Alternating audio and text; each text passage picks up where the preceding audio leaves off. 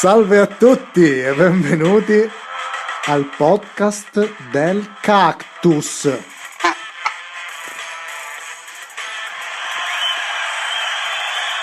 Io sono Benny, ragazzi. E io sono Sonny. Benny, ma questa intro così Aladdin Trap, ma dove l'hai trovata? Hai detto bene, perché in effetti il genere è proprio trap. Aladdin ci può stare perché effettivamente io cercavo qualcosa attinente al tema della puntata odierna, ossia il viaggio, e nello specifico dalla Sicilia verso Oriente. Ed è qui infatti che presentiamo la nostra ospite, giusto Sonny? Sì, è il momento di Ciao presentare ragazzi, la nostra cara Carolina. ciao ragazzi, che piacere.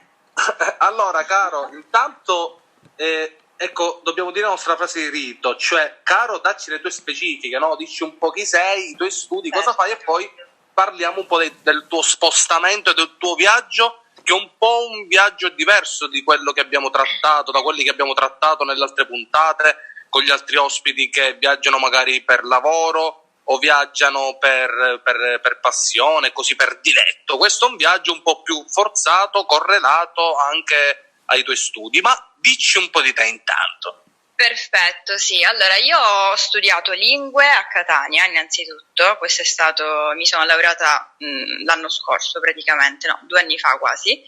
E ho studiato arabo, inglese e francese, e poi era un corso comunque basato su lingue e culture, però ovviamente, come ben sappiamo, non bastava la laurea comunque triennale a Catania per poter comunque imparare bene la lingua, quindi ho fatto alcune esperienze poi all'estero, poi ho fatto l'anno scorso un master in Olanda, sempre legato comunque a Arabic Studies, quindi il mondo arabo, la lingua araba, che diciamo mi appassiona. Infatti adesso mi trovo a Dubai e quindi diciamo sì, parleremo di questo, magari un po' di esperienze all'estero, il viaggio più che altro a livello di studio e lavorativo, no? E infatti quello che volevo dire, perché noi qua al podcast parliamo tanto di viaggio, ma ci sono varie, no, tipologie di viaggio. Abbiamo intervistato gente che fa il viaggio, che ha fatto dei viaggi, no, per diletto, Il viaggetto. divertimento.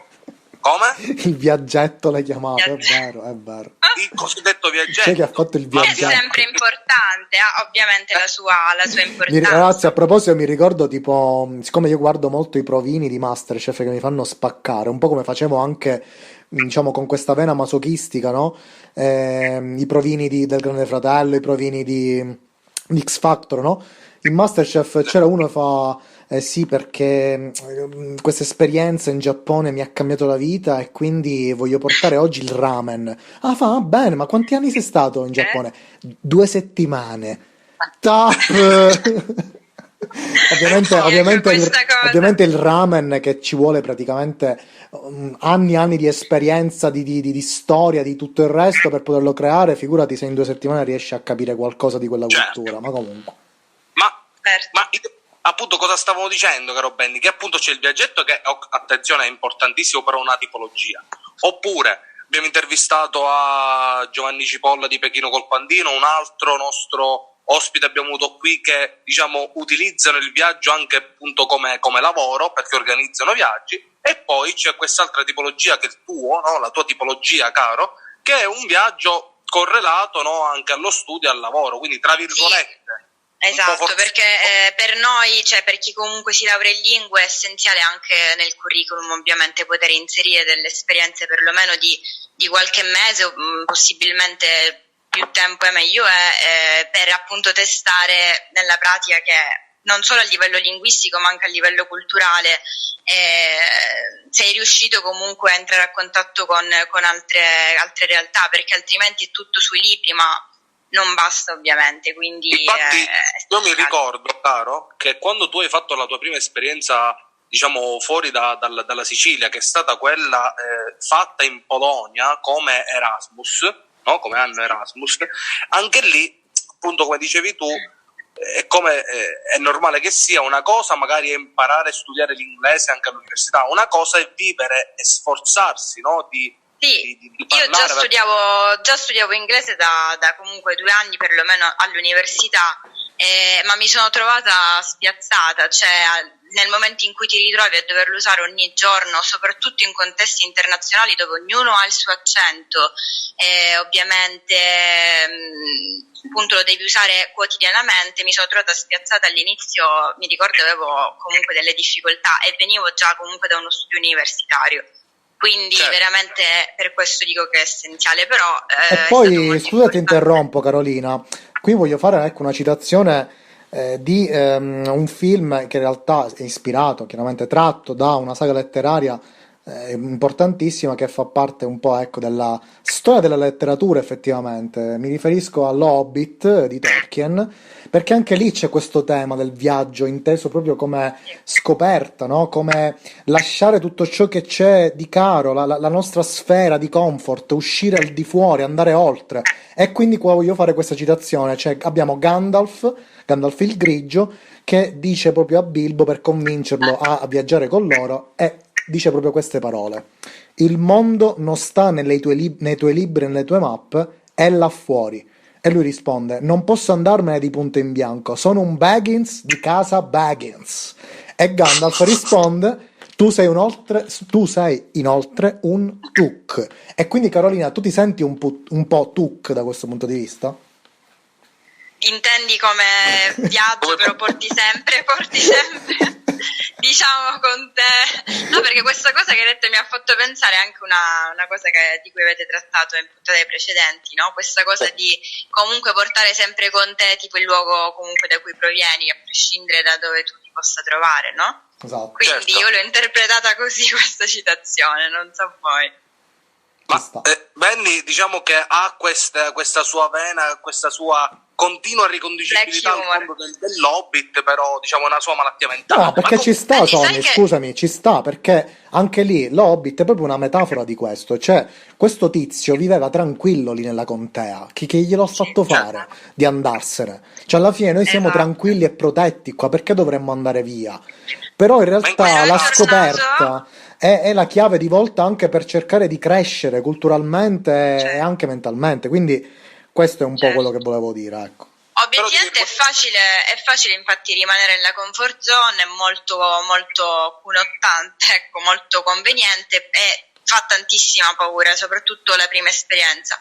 Però poi è una cosa scontata magari da dire banale, ma è vero, ti senti molto, molto più arricchito dalle persone che incontri, anche esperienze negative, però ovviamente ti senti arricchito quando torni però un diciamo, po'.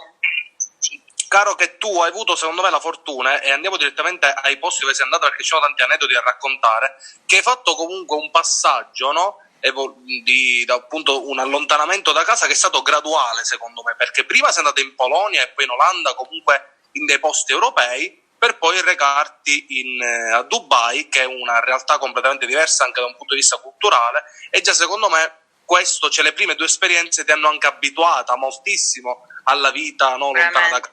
Magari Sì. è più complicato direttamente essere catapultato da una realtà casalinga, tra virgolette, della comfort zone di cui parlavamo precedentemente, e andare per esempio direttamente in posti anche culturalmente molto lontani dai nostri, che possono essere i posti asiatici, soprattutto perché l'Asia, quella zona lì che è un po' da un punto di vista culturale molto distante, no, da quelle che sono le nostre abitudini. E quindi tu hai avuto, diciamo, la fortuna prima di andare in Polonia, dove sono venuto anch'io a trovarti, a fare delle Esatto. belle giornate, E anche in Olanda sei venuto a trovarmi.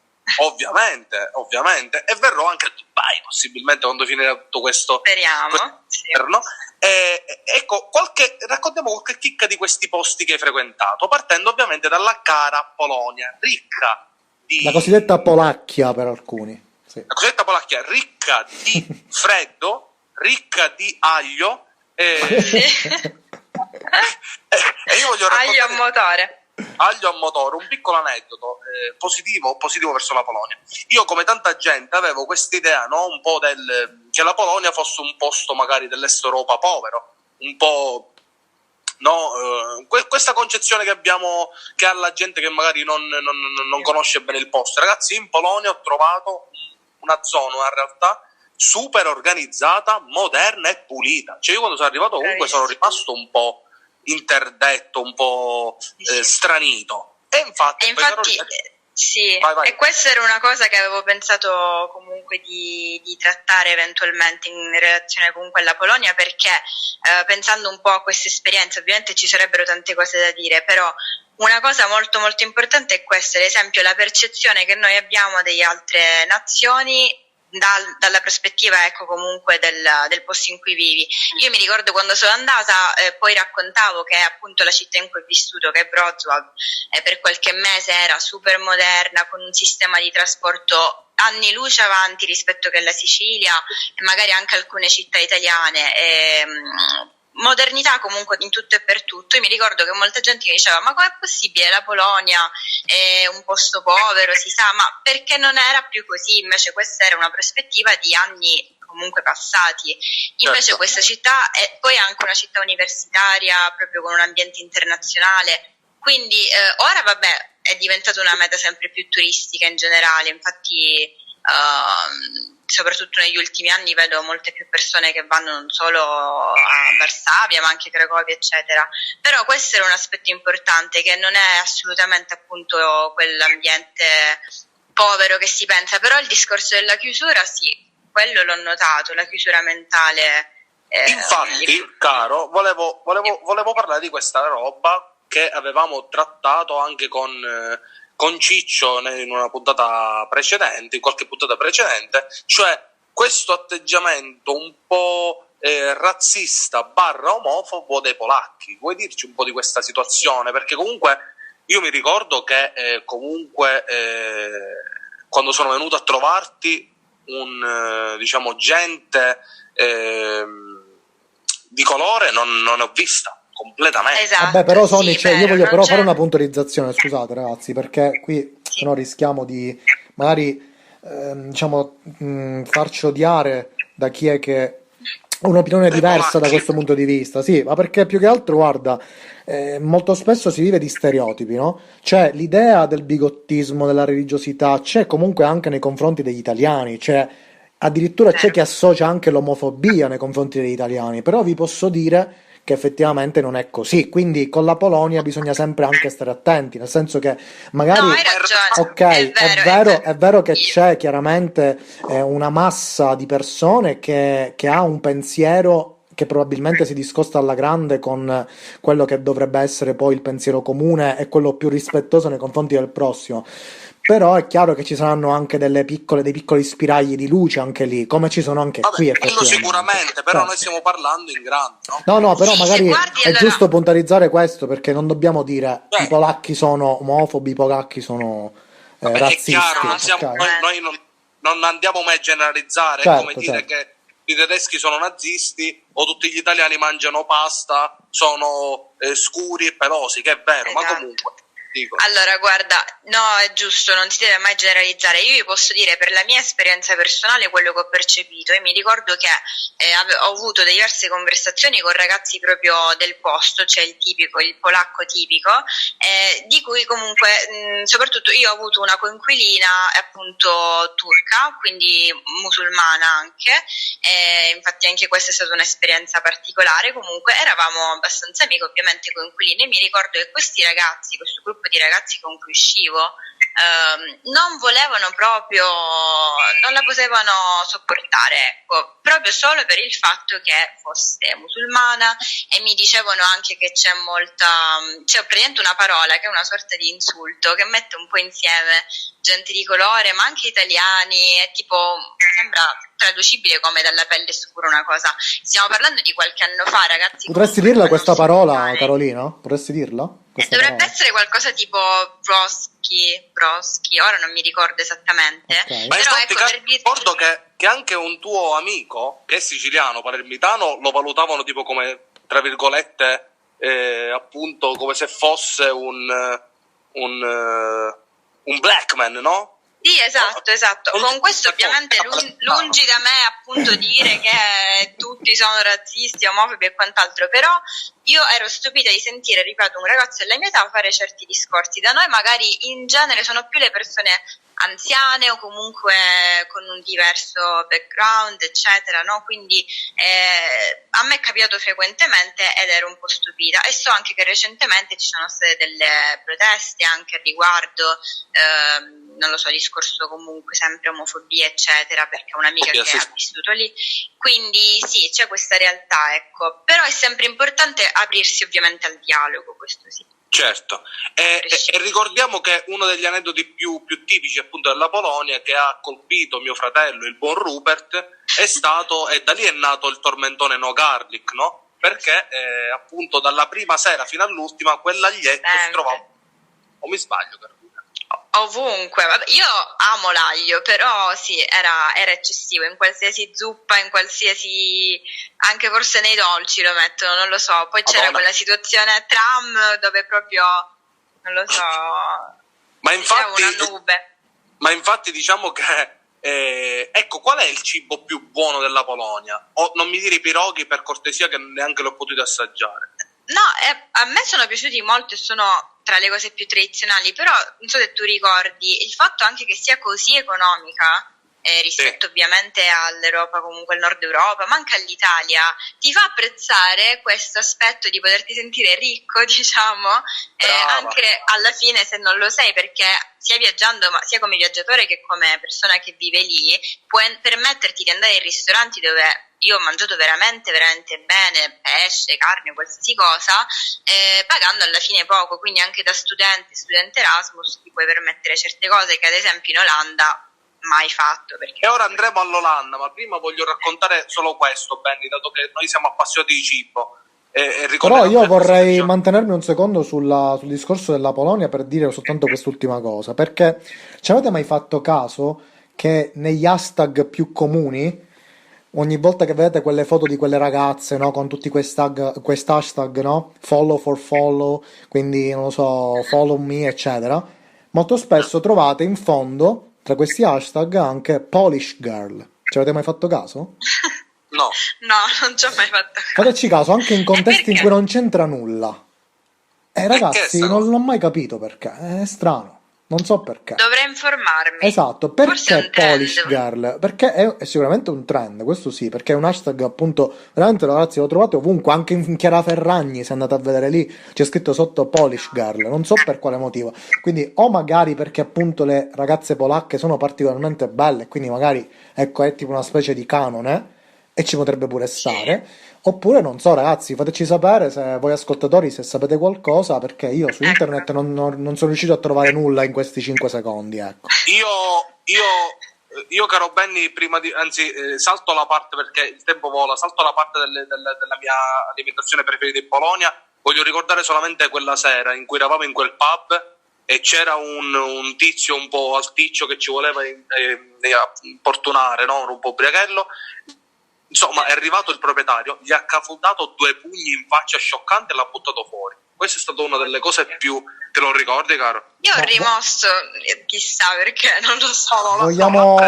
Vogliamo ricordare anche qualche aneddoto positivo della Polonia, magari? Che dite, ragazzi? Sì, è spettacolare. A me è piaciuta tantissimo comunque. È spettacolare, potete trovare che sono nei tragitti che vi portano da una città all'altra. Ci sono degli spettacolari boschi di conifere dove ci sono anche dei cervi liberi che potete apprezzare, si mangia bene, comunque economicamente. No, ragazzi, infatti è una meta turistica secondo me perfetta, spendi poco, esatto, hai bei paesaggi, mangi alla fine anche bene, no, io lo consiglio comunque, turistica e non, anche come esperienze da Erasmus, bellissimo. No, veramente un posto che secondo me...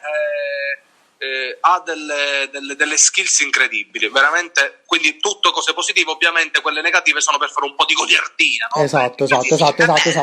Ragazzi, piccolo aggiornamento su Polish Girl, che qui ho trovato qualcosa, ecco, quindi noi facciamo sempre informazione al podcast del Cactus, e quindi domanda su Yahoo Answer, quindi comunque attendibilità relativa, però su Instagram tutti i fighetti mettono hashtag tipo Polish girl, Polish boy, eccetera.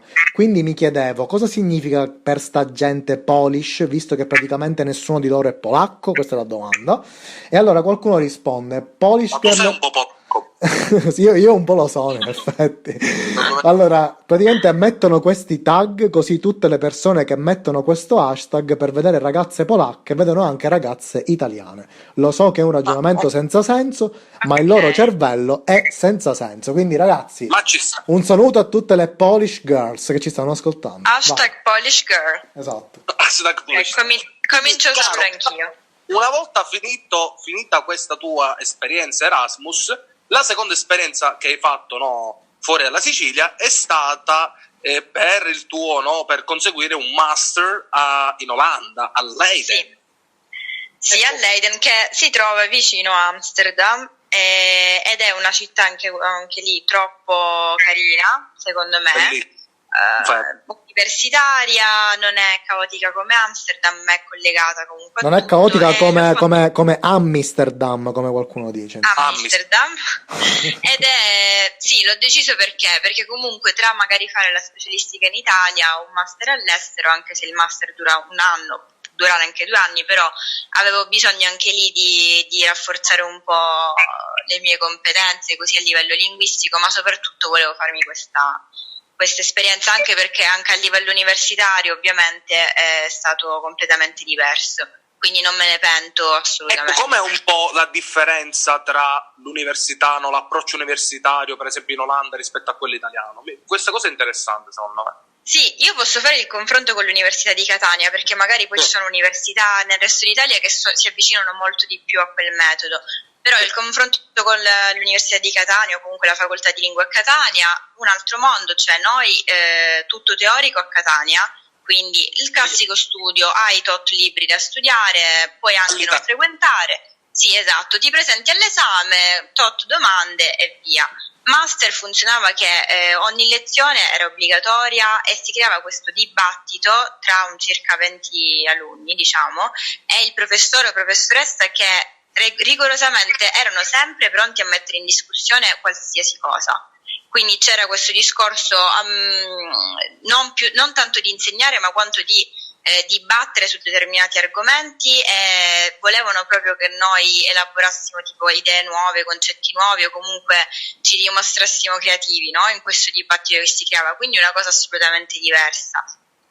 Ma anche dico il rapporto, l'atteggiamento che il professore, mi ricordo che tu mi raccontavi che è molto più, no, quasi alla pari dello studente, sì. no? Tutti giovanissimi comunque, sì, a prescindere, ma anche se anche chi comunque era già più avanti con gli anni, non c'era assolutamente la formalità ovviamente che c'è in genere da noi, anzi il contrario, a volte rimani comunque un po' stupito magari se vieni da un contesto diverso, però l'unica pecca è che magari esci da queste realtà con poche nozioni, più con un diverso modo di elaborare i concetti o magari un diverso modo di scrivere, anche perché dovevamo scrivere questi paper eccetera, però nozioni magari meno rispetto che a una triennale o comunque una specialistica italiana. Però secondo me ci può stare, perché per fare un connubio, no, fai comunque uno studio in Italia dove hai appunto questa quantità di nozioni superiore, poi lì vai a ricercare qualche altra cosa che può dare comunque una completezza alla tua formazione poi professionale futura, quindi secondo me è stata molto intelligente come scelta, oltre che appunto un'esperienza bellissima, perché ragazzi è un posto incredibile, un po' un Amsterdam in miniatura, molto tranquilla, ti muovi veramente a piedi o in bici, e anche lì ragazzi sempre la fissazione per il cibo, abbiamo mangiato sempre benissimo. Per la rubrica se doveste mai andare, no, a Leiden, ecco, se andate in Olanda in generale, non focalizzatevi solo alla solita Amsterdam, anche perché dopo 3-4 giorni andate in pappa.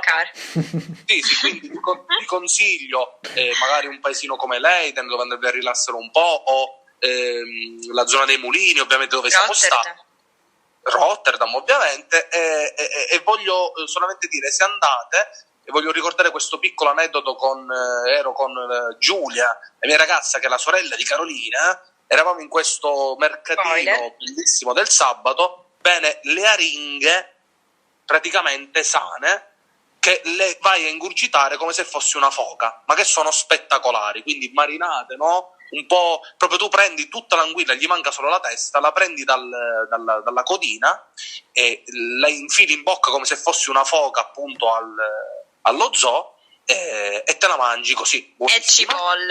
E cipolla, caricate di cipolla. Le puoi fare in due maniere, io l'ho mangiata senza. Anche senza. Però alcuni le farcivano all'interno come se fossero un panino con della cipolla tritata, anch'essa buonissima, con dei tizi che mi parlavano, pensavano di parlarmi in italiano, ma in realtà mi parlavano in spagnolo, perché all'estero c'è questa non riesco a distinguere tra italiani e spagnoli, per loro siamo la stessa cosa, ma ci può stare. Oltre al buonissimo caro bagel con wild salmon, quindi questo salmone selvatico di un colore rosso acceso quasi finto, che utilizzi per la colazione per partire come un asino, come un treno, per svolgere la tua stupenda giornata.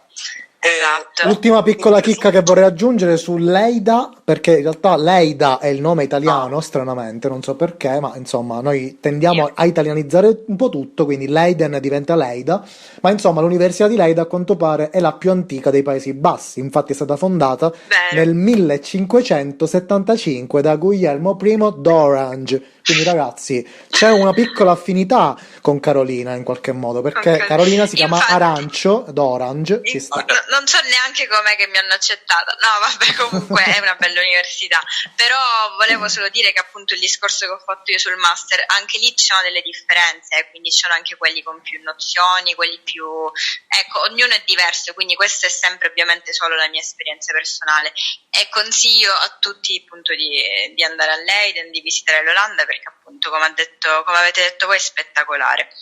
Bellissimo, ragazzi, comunque sono dei posti che io ho avuto la fortuna di conoscere anche grazie a Carolina, no? Perché era lì, noi l'andavamo a trovare, li ho conosciuti. Possibilmente se avessi fatto comunque dei tipici viaggi in Olanda, uno va ad Amsterdam e poi, però uno dei consigli è appunto anche spostarsi, fare delle piccole gite fuori porto in questi posti che nascondono dei... Ma poi immagino che sembra anche una specie di cittadina senza tempo, no? Con questa architettura molto particolare, no?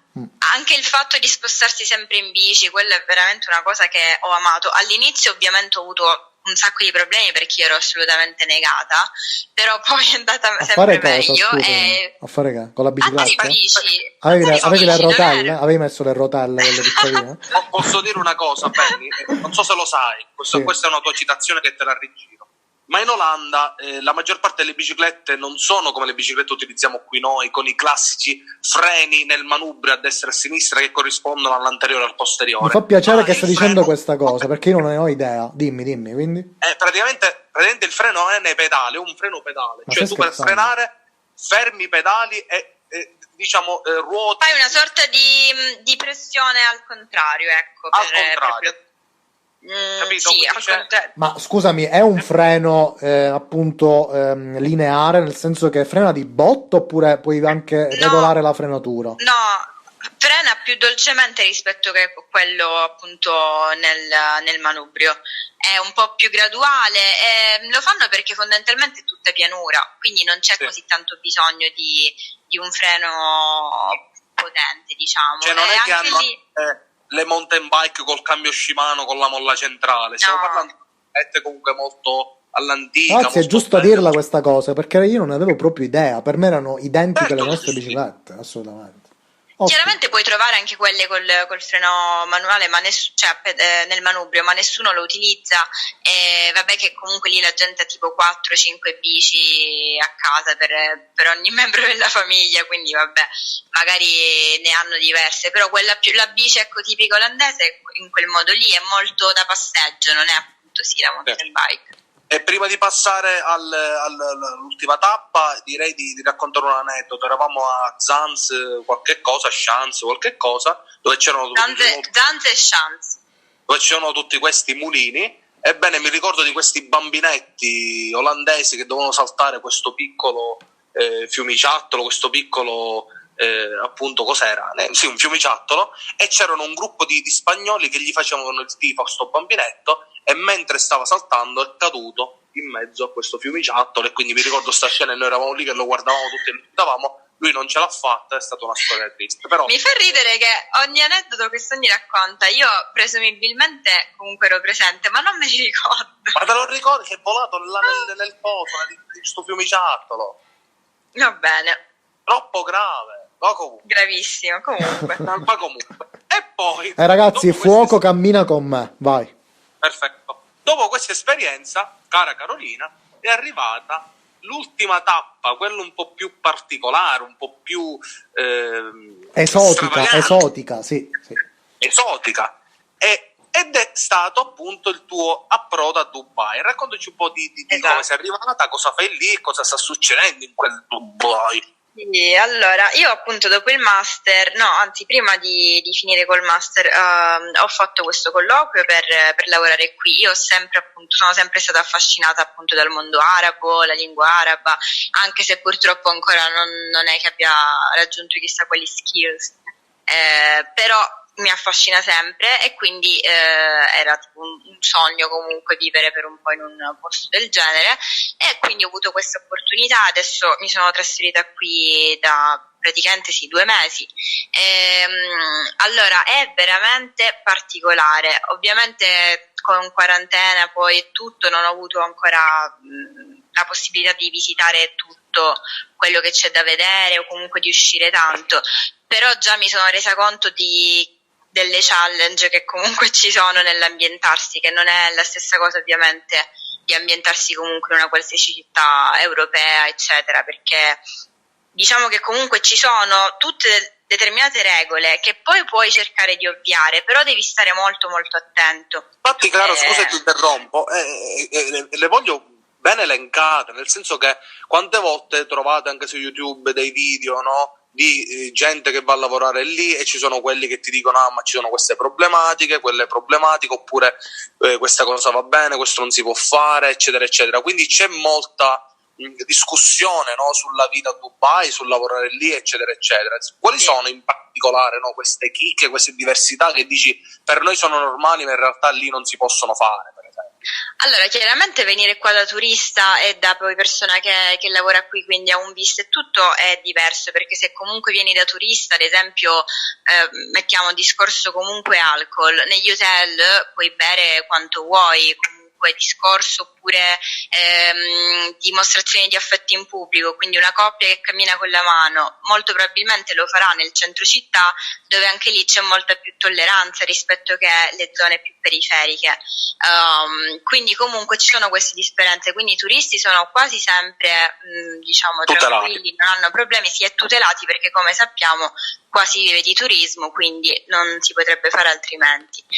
Mentre invece come cittadino diciamo le regole che tutti dovrebbero rispettare sono quelle comunque che si devono rispettare in un paese musulmano, quindi non si dovrebbe poter bere se non all'interno di ristoranti o comunque strutture al chiuso, club eccetera.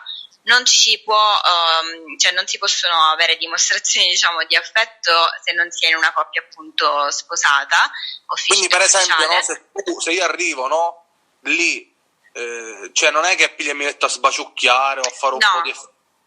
Pazzesco. No, questa cosa non la puoi fare, però anche lì dipende anche dove lo fai e un po' a fortuna, perché come lo fai e con chi lo diciamo fai, che magari con chi lo fai, oppure il dress code per le donne. Se io magari vado al Dubai Mall, diciamo quello centrale, e con dei pantaloncini cortissimi e in costume, non lo so, può essere anche che nessuno mi dica niente, però potrebbero anche farmi una multa molto molto comunque alta, quindi diciamo si evita perché anche tra l'altro io non vivo in una zona centrale, quindi più ti allontani dal centro più devi stare attento, e tra l'altro stiamo parlando di Dubai, che è l'emirato più libero di tutti. Io qua vivo al confine con Sharjah, che è un altro emirato, ma assolutamente lì sono molto molto più severi come in tutti gli altri, quindi comunque se io ad esempio vado in un centro commerciale che appunto si trova a Sharjah, quindi dopo il confine, lì devo stare molto più attenta,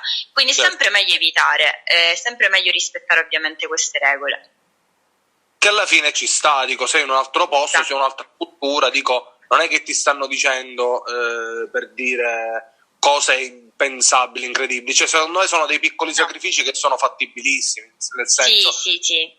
Non è che per forza abbiamo cambiare. detto sì, dress code, dimostrazioni d'affetto, l'alcol lo puoi consumare tranquillamente in fondo a casa o nei ristoranti o nei club, quindi devi semplicemente evitare di fare l'ubriacone in giro. Ecco, se tu ti metti a schiamazzare e fare l'ubriaco per strada, allora lì puoi avere problemi. E per quanto riguarda Carolina, dicevi Sonny, scusami? Sì. Dico, in America è un po' pure così, cioè non è che in America poi in America infatti, se voi fate caso ai tipici film dove c'è il tizio con la bottiglia coperta da quel sacchetto di carta marrone, comunque non puoi camminare in America per strada a strada con l'alcol in mano, tutto mezzo ubriaco, perché ti arrestano subito. Quindi non è che è tanto distante questo concetto, cioè siamo in Europa un po' più liberi completamente liberi da questo punto di vista, cioè punto di vista alcol, ubriacone buttato a te, eccetera eccetera. Quindi dai, alla fine Carolina, scusami, invece per quanto riguarda alcune gestualità, perché ad esempio qui sto leggendo nella come si chiama questo? È un vlog, no, di Marco Togni, che è, diciamo, un creator abbastanza popolare che ha vissuto in Giappone, insomma è uno che ha sempre dato, ecco, il suo contributo nell'arricchire gli europei da questo punto di vista su queste informazioni, e quindi ha fatto anche una sorta di scaletta su quelli che sono i limiti che ci sono a Dubai. E qui ad esempio leggo che è vietato fare gesti offensivi con le mani, questo ci può stare. Inoltre quando una donna incontra un uomo arabo non dovrebbe mai offrirsi di stringergli la mano, a meno che non sia lui a farlo per primo. Questo ti risulta? Sì. Poi, questa seconda cosa non la sapevo, la prima sì, soprattutto alla guida. Ok, poi è opportuno bere e mangiare utilizzando la mano destra. Scusami, la mano destra. Aspetta, Sonny, è opportuno bere e mangiare utilizzando la mano destra, evitare di mostrare le piante dei piedi, evitare di puntare i piedi verso qualcuno, evitare di incrociare le gambe se ci si ritrova di fronte a un ospite importante, ed astenersi dal puntare il dito. Non lo so, ti risultano queste cose? Okay. Sono tutte cose correlate, però diciamo che un palermitano nel traffico a Dubai avrebbe difficoltà, cioè sarebbe arrestato immediatamente se non può fare gesti. Sicuramente. Mi dissocio. Né dire parolacce, né dire parolacce. Ecco, non dicevo il palermitano, ma il siciliano in generale. Mi dissocio ancora di più. Ma come? Guardate ragazzi, qua guidano comunque come dei pazzi, secondo me peggio che in Sicilia, quindi vabbè, ok. Ricordi, caro, come se ti ricordi, in Turchia. A Istanbul infernale, il traffico, la gente era pazza, quindi diciamo che da questo punto di vista non abbiamo questo primato a livello mondiale, ecco, quindi di guida.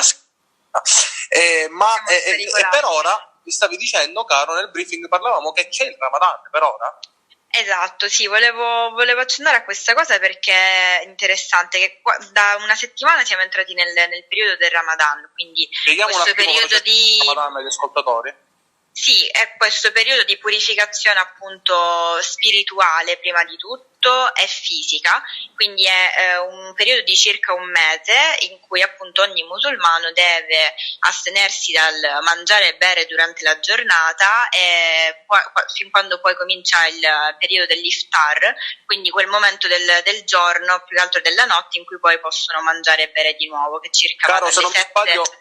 Se non mi sbaglio, giornata intesa come tramonto, che va da quando sorge il sole a quando tramonta. Questo è sì, loro mangiano dalle 7 di sera, comunque il pomeriggio, alle 4 del mattino, solo in questa fascia oraria, e poi durante il resto del giorno non possono né bere né mangiare. Questo ovviamente non si applica a anziani, bambini, anche se molto spesso i bambini stessi vogliono farlo, che io sappia, e diciamo che quindi è una purificazione innanzitutto, e poi è tipo una cosa anche per incrementare il senso di comunità, perché in quelle ore in cui poi puoi mangiare e bere finalmente è bello condividere, no?